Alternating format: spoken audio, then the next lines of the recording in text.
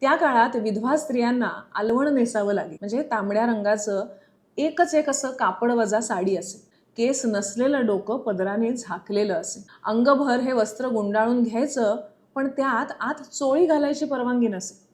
त्यामुळे घरातील कामं करताना, वागताना, वावरताना अधिकच अडचणी येत. घरातल्या पुरुषांसमोर जाणंही बायकांना टाळावं लागे. ह्या अशा स्त्रियांसाठी स्त्रियांची जाकीटे, म्हणजे त्यांनी स्त्रियांची जाकीटे नावाचा लेख लिहिला. जाकीटे म्हणजे ब्लाऊज. ह्याही गोष्टीसाठी लढा द्यावा लागत होता आणि त्यासाठी एका पुरुषाने समजूतदारपणे पुढाकार घेतला होता, हे आपल्याला विसरून कसं चालेल.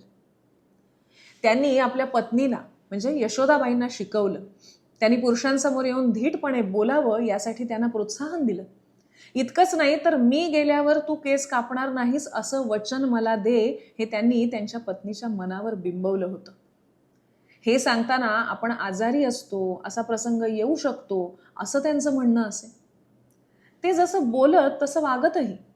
खरं तर कुणाचं मन दुखावणं त्यांना अजिबात आवडत नसे, पण त्यांना पटलेला विचार अंमलात आणताना ते मागे पुढे पाहत नसत.